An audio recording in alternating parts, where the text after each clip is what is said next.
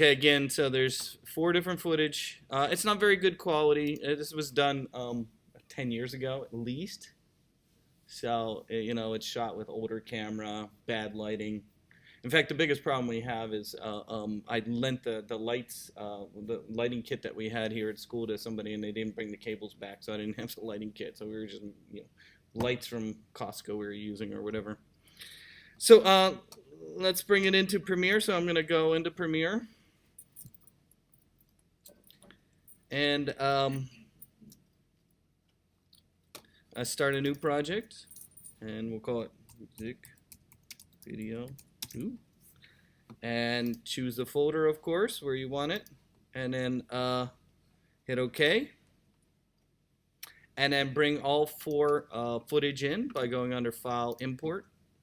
And you can hold the Command key down to select more than one item. So hold the Command key down on the keyboard and allows you to select all 4 of them and then say Import.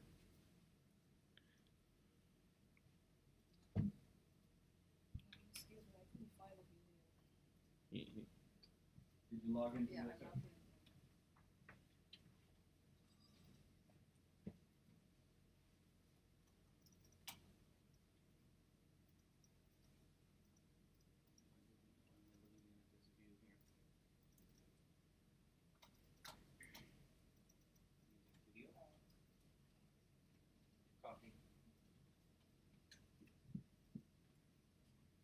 Okay, so first thing I'm going to do is I'm going to put all 4 footage in the timeline and sync it up.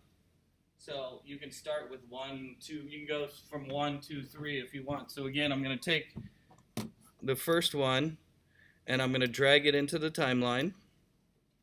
And yeah, I already put a marker. You can see the marker right here.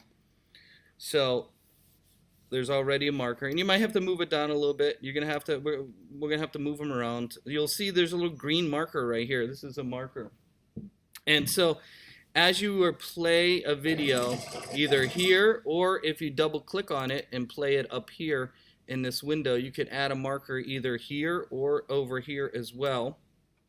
You can see there's a marker already there. To put a marker in. When you're watching a video, to put a marker in, you go underneath clip. Somewhere there's a marker. Oh, marker. I'm sorry. It's right there. It's a whole menu of its own. You see it's called marker there. And you could say add marker, or you can add a numbered marker.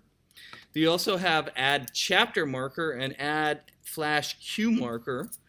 Okay, so let's talk briefly about chapter marker for a moment. So add a marker, we just put a green marker in there, and then the beauty of a marker is you can use it to line things up. But the chapter marker is used for making a DVD. I know DVDs are kind of going out of flavor or favor, or whatever you want to say. And we used to use a program called Adobe Encore to make a DVD. But you've all probably seen a DVD. I hope. I don't know. We've all gone to Netflix or streaming completely yet. I don't know. But of course, you can have a remote control or for your DVD, and it can have a menu, right? You can have scene selection, and you can jump to a scene, right? How that is done is by putting a marker in the video and then building a menu, and then when you hit the scene selection, it jumps to that marker.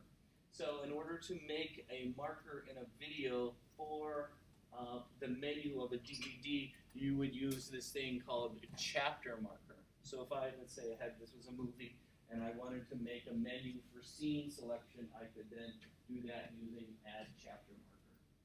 Then if I save this and bring it into my video or my DVD program, the chapter markers would relate to a moment in time that I could program in a menu. That's what that is. Add marker is just a plain way, and if wherever you have your playhead, you can just say add marker, and it puts a little marker there. Or you could go over here and add a marker here as well, and it'll put it over here. So you can do markers either here in the source or over here. Already the video that I've given you already has a marker, so I'm going to put number 2 in. And you'll notice there's a marker, and if you move it around, you'll notice the markers will turn black when they're lined up. See how they're lined up? So then I'm going to go to number 3. I'm going to find number 3 and put that in. And then, oh, you might have to move the video. Move them around so that the markers line up. You might have to move them around a little bit to get them to line up.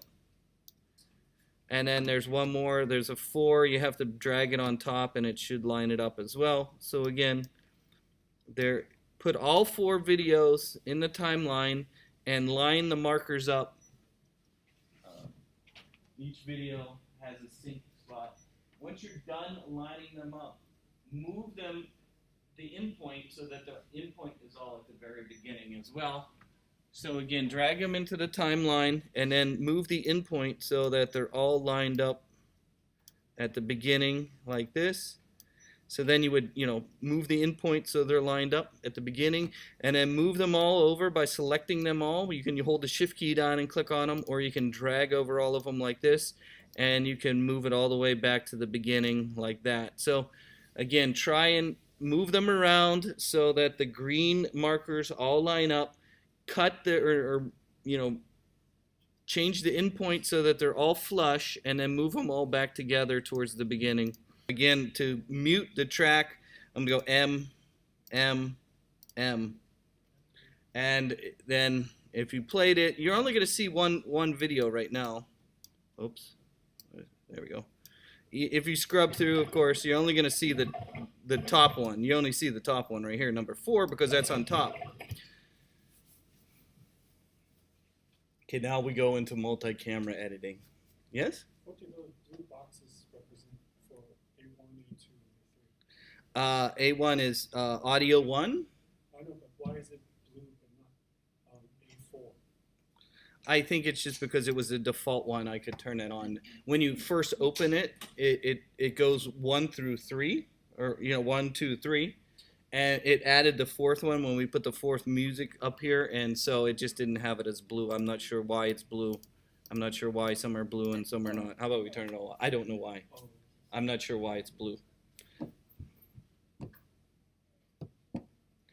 Okay, so to do the multi-camera editing, so you gotta pay attention. There's a couple steps you gotta do just right. The first thing is you need to tell this sequence that we have made that it wants to be multi-camera. To do that, you come over to the actual sequence, which is this one right here. How do I know which one's a sequence and which one's a video? This one has like a little film icon, right? And it has an audio icon right there, right? This one doesn't, though. If you look at it, it has like these little blue lines and a box, right? That is this sequence right here. You see it's called Part 1. We can actually change the name. In fact, you might want to change that. Let's call it Original Sequence. You should be able to change that name. No? How do I change that name? Change that name. No? There we go. You can change it over there.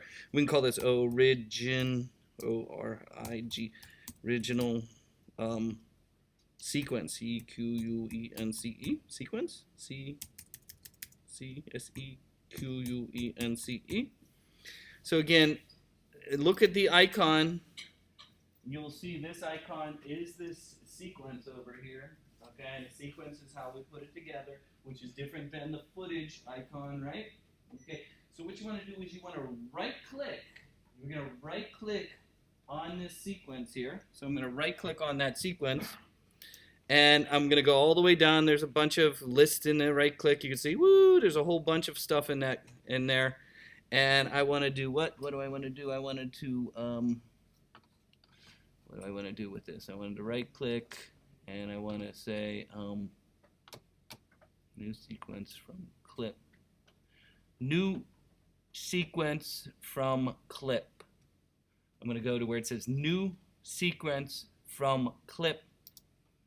And it makes a new sequence. Notice it's going to be green. So it's the middle one, though. It's like the very middle thing. It's called new sequence from clip. Notice it's green. What this is it's a sequence that has all 4 of them squished down into one. Okay, it doesn't look like much. It's okay. We're going to get to it. Okay, but it's already close to being multi-camera ready. Did everybody see that option? New sequence from clip, right? It's when you right-click on the sequence.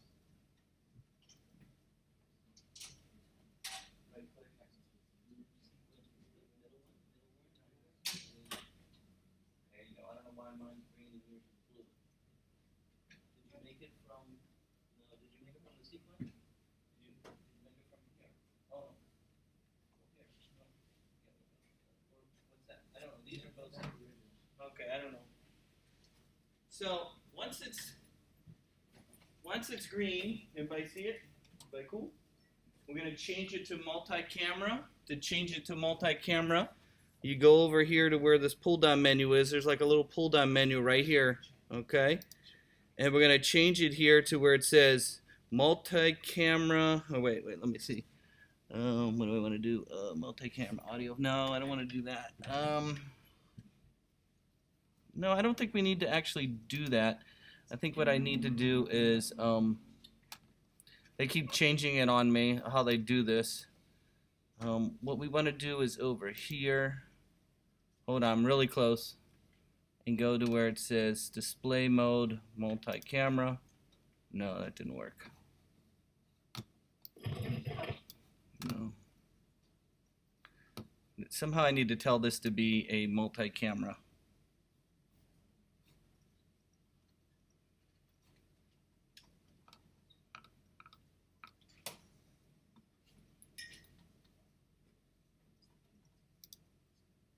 No, it's not right.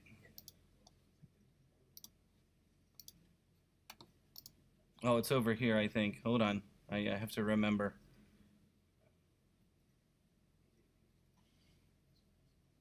I click on the green bar under that. This green? Yeah.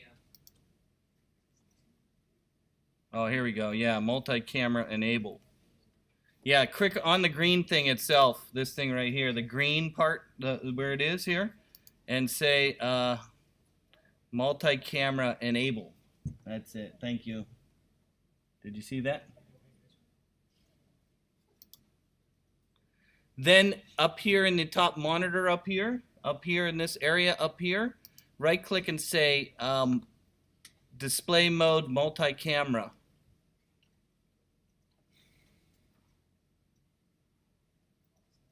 Once you do that, you'll see that you have the four camera angles up here. Do you see them up here? So here's how you edit it now. Okay, so how you edit it is very easily. What you do, and you can make this bigger if you want. Let's make it a little bigger. There we go. So you'll see all four video footage. They're all synced up to the audio. Now there's only one audio track, but it doesn't matter. And what we're gonna do is if we hit the play button here, you can jump between them. So first you might want to choose which one you want to start with. I'm gonna start with this one. Then I'm gonna hit the play button, and as it goes, you can click on which one you want it to go to next, which one you want it to go to next, which one you want it to go to, and in fact you can jump real quick. And it'd be virtually impossible to do this without this multi-camera. Look how fast I'm clicking from screen to screen like that. And when you're done, what it does is it actually takes those clicks that you're doing and it saves them like that. And if you go down to your timeline here, watch the edited, remember this is the edited one over here already. If I play it now, you'll see that I could jump between the clips. Here, see it jump? Jump. So it's following what I've been doing, and you can go real fast. Look how fast you can go. Try doing it. It's virtually impossible to do that without this kind of technique. And if you don't like it, all you do is start over. You go back to the beginning, click on the one you want to start with, hit the play button, and just start going again. Just go boom, boom. Oh, boom. And it'll override what you did last time. So go and make an edited version, and I'm going to show you how to fine-tune it afterwards. So go and see what you can do. I don't know, it's not the best footage.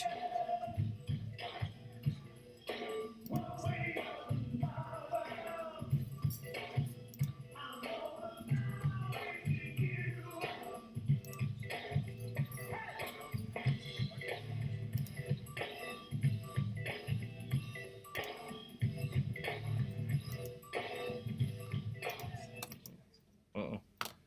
Okay, I messed it up a little bit here. It's alright. It doesn't look like it's synced up, does it?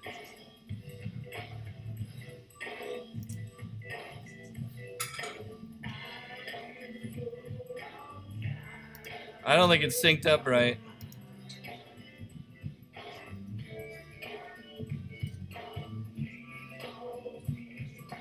Whatever. It's close enough. The important thing is that you understand the concept.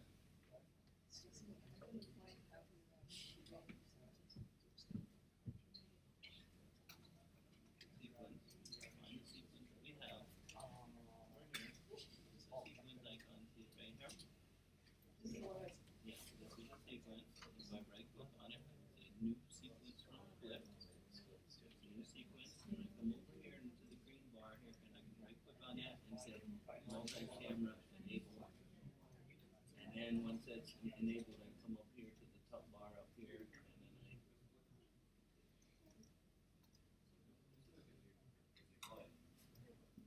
and say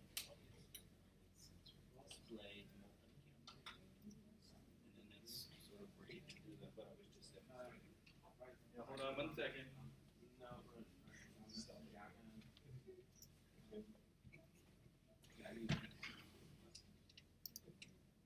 Demonstrate a little fine tuning. So in the timeline, if I zoom in, you'll see, you can see where the cuts are because there's like a little line there, right? We can make this a little bigger if you want. So you can see the little cuts there, right? And if I make it a little bit bigger there, I'm going to turn the multi-camera editing off up here and back to composited like that. I'm going to go back to normal up here. Okay, now to do the fine tuning, I'm going to use some editing techniques in the timeline itself. So if you look in here, we have different type of editing tools. And the one that I'm going to use is this one. Well, actually all these. This one, this one, this one, this one. They all do different things. These little tools here. Okay, now this one's called the Ripple Edit, and I'm not going to want to use that one here because what it'll do is it'll start shifting the video down the timeline and stuff will get out of sync. But the one for this technique right here would be this one, the Roll Edit tool. And what the Roll Edit tool is good for is changing the in point of one video and the out point of another. So let's say I put my video, I select this tool and I put it between my cut here. As I start dragging, it'll automatically change the in point of this one and the out point of that one. So it's a way to fine tune between two clips without shifting things in the timeline. This one will shift stuff down and stuff will start getting out of sync. This one will not shift things, but it'll change the in and out point. So watch how I do it again. In the timeline here, I'm going to use this tool right here. It's called the Roll Edit tool. I put my cursor between two edited points, and if I hold my mouse down, you'll notice it'll start showing the out point of one and then the in point of the other one. So that's why if you look there, you can see the two videos are kind of next to each other because what it's showing you is the out point of one and the in point of the other. Again, here it's this one, and so as I shift it, you can see, so you can really fine tune between where the cut is because it's changing just the in and out point between two clips. It's this one right here. It's called the Roll Edit tool. Try that. See how it works. And usually it shows you the timeline here. I'm not sure why they've changed this to be kind of, I don't know. They used to be able to see both sides really easily. For some reason, it's not. It's got them squished and stuff. Used to be able to see the timeline, the numbers, and everything.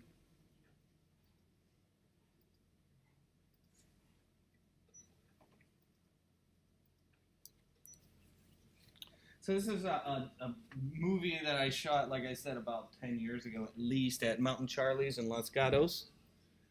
And this movie was about this drummer who, this deaf girl, she couldn't hear, she falls in love with the drummer, and it turned out to be a horrible experience. And Harvey actually left, my guest speaker next week, Harvey. He was shooting this with me, and after the first night, he said, I'm not going back. So I went and tried the second one. It was done too. It just wasn't flat. So you actually set up 4 different cameras? This is 2 cameras shot the video twice. So it's 2 different. They recorded the song twice. And it's,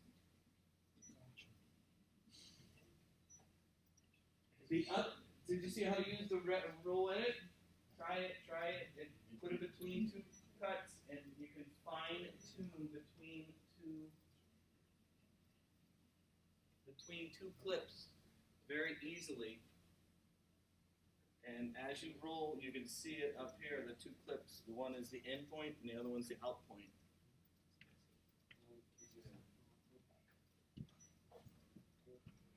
Okay, let's talk and try it, and hopefully you see how that works. Let's do another one now.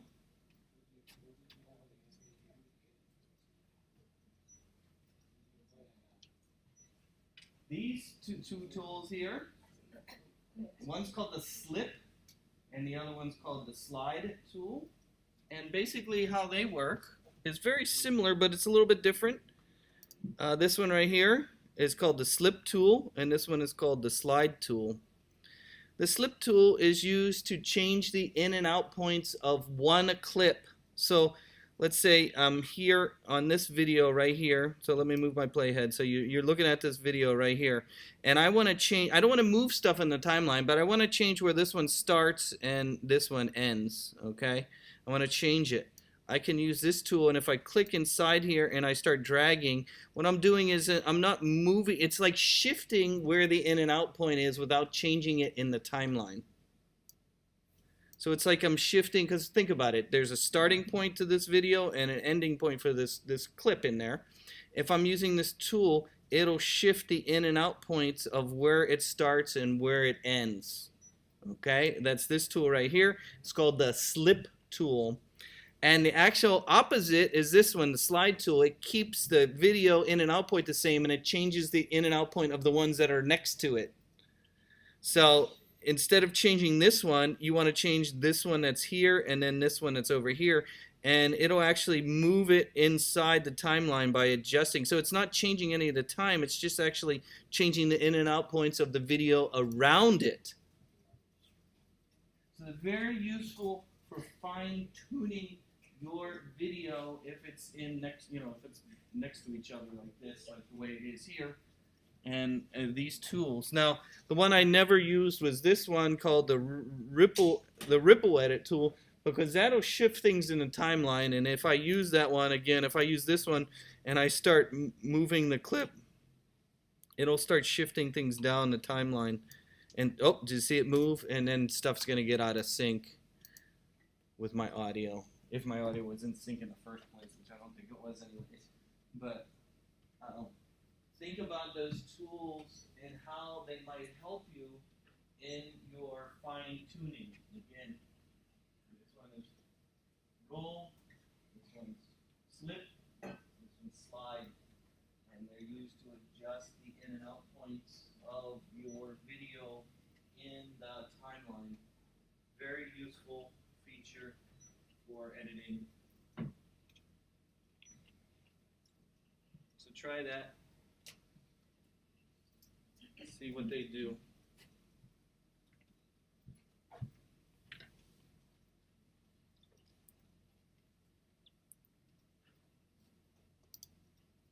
So again, I'm going to export this video out. Now this video isn't high definition, so it's not going to look very good anyways, but it's just the concept is what I'm trying to explain to you. So again, to export out a video, we go under what? File, Export, Media. Remember, I have the sequence selected. So there's a lot to this window. This window has a lot. Again, if you remember, the most common today is the H.264 right here. It's here, but if you look at this list, you can see there's a whole bunch of other formats inside there. Okay. Of course, the AAC audio is the one at the top. That's the Adobe, or not Adobe. That's the Apple compression, audio compression.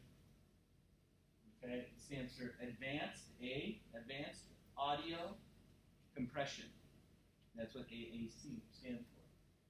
The AIFF is an audio format too. It's not a video format. That is the original uncompressed audio. Okay, so if you want uncompressed audio, I use the AIFF. I don't know what the AS11 is. I have no idea what that is. The DNXHR and DNX, those are for certain color grading camera, uncompressed video, I believe. The DPX is the still version, or a picture version of in Premiere. So when you make that little picture, remember the little camera icon and make a picture? I think we did that before. It saves it in that format. Of course, the H.264 and H.264 Blu-ray. If you're going to make a Blu-ray disc, of course you need a Blu-ray burner, and of course you can't have a Blu-ray burner on a Mac, right? Because it doesn't support it. But Windows has a Blu-ray, right? Anybody have a Blu-ray burner on their Windows system?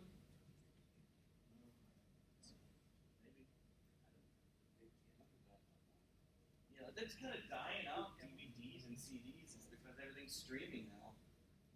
You know, and so it used to be very nice to be able to make and save your data. I don't know what's the HEVC. It says H.265. I've never seen that before, so I don't know what that one is. I'd have to read up on there. JPEG. Woo! Look at that one. JPEG. So JPEG is a JPEG. In fact, when I first started digital editing video back in the mid-90s, around 1995 is when I started editing, not on full video. We used to call it MJPEG is the compression we used to use, and we used to use it using a special box and had RAID drives that were fast enough and video cards that could handle it. And remember 1995? Weren't that fast back then, and so we used to have special cards. We put it on a computer, and we had a radius card, but we used to use MJPEG or Motion JPEG back then. Of course, there's the MP4, which is the MPEG-3. Or I meant MP3 is the MPEG version I was just talking about. That's audio only. Then, of course, if you're going to make a DVD, you would use MPEG-2. So if you want to take a video out of Premiere and bring it into a DVD editing program, you would use the MPEG-2. I don't know what the MPEG-2 Blu-ray, I guess it's a version. And of course they got MPEG-2 DVD, so maybe that's the one too, but it's a version of MPEG. MPEG-4 is kind of the original version of MPEG, but this is actually a larger file. The H.264 is much better at compressing smaller files than this one. Sure what these ones are here, and then of course QuickTime actually has a whole bunch of other compressors underneath this. There's actually more options. If I was going to take something that's I want to edit further, like let's say I wanted to take a video and then chop it up some more and mix it with some other stuff, I wouldn't use the H.264. That's a delivery one for the end. If I was going to take something out of Premiere and then I wanted to bring it into another program to edit it some more, I would use the QuickTime. And if we look down here,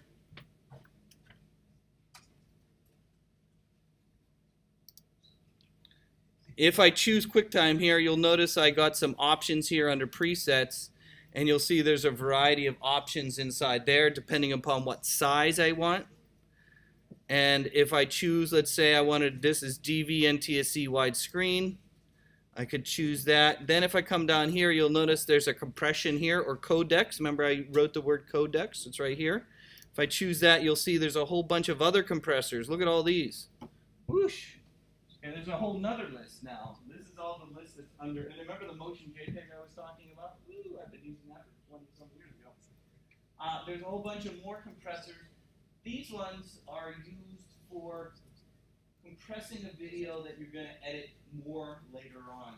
So the one I tend to use most is the animation one, which is the very top one. This one, animation right here. This one is probably going to give you the best quality, but it's going to give you a large file, a lot of gigabytes. But it's uncompressed video. It's compressed, but it's like little compression on it. It's great for editing. Because there's a problem with this MPEG. Problem with it is that you're missing data. That's how compression works. It takes data away, right?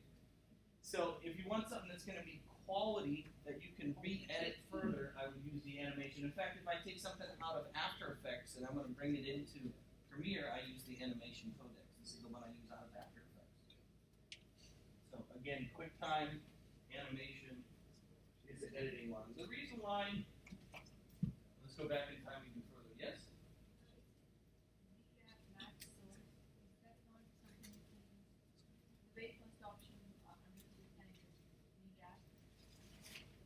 What's that? I'm sorry. First option under QuickTime? This one? This one? This one?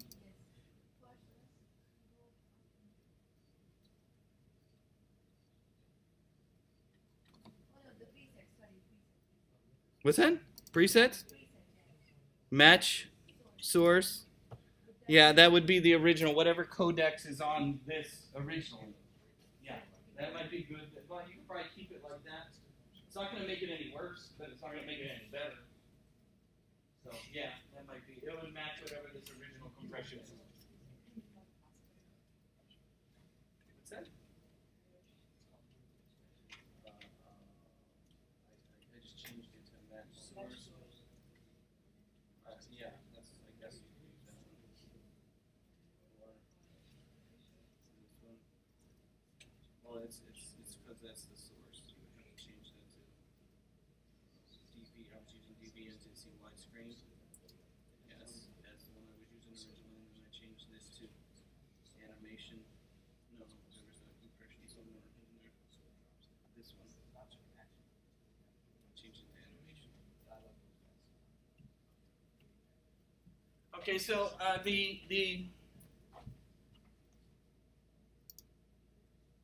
here. So again, there's a whole bunch of different ones. Again, the most popular one is H.264, which is probably the one we use most. And if you choose H.264, you can click on here and you have all the different formats for all the different video formats. You got Barnes & Noble, you got your iPhone, you got your Facebook. Didn't even know there was a Facebook one. And so on. TiVo, Vimeo, YouTube, and so on. The one I pretty much use most is the YouTube one, the 720 YouTube, or the H.2 or the high definition YouTube, and of course the actual 4K YouTube works if you shot 4K footage, of course.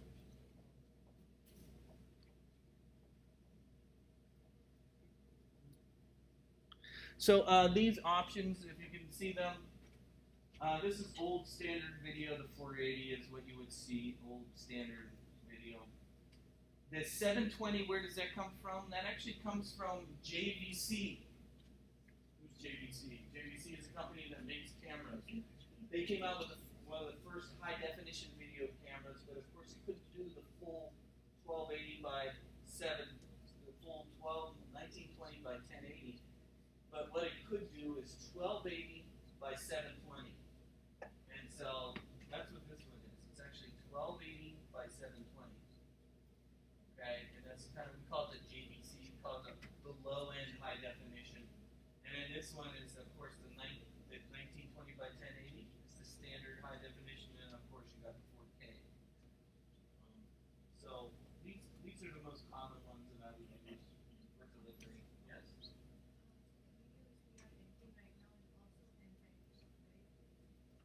H.264 is a version of MTEG, yes. I don't know what compression that's in. The one that we're editing from, I would have to open it in QuickTime. It's probably some kind of old compression that I use.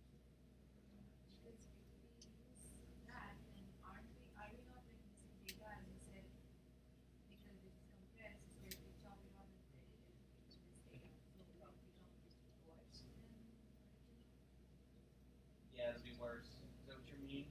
Yeah. Every time you go to compress it more and more, it loses data.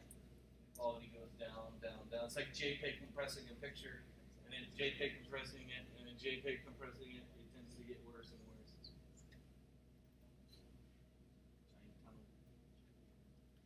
So for this one, you can see the actual, the H.264 is very good compression, and it's a really small file.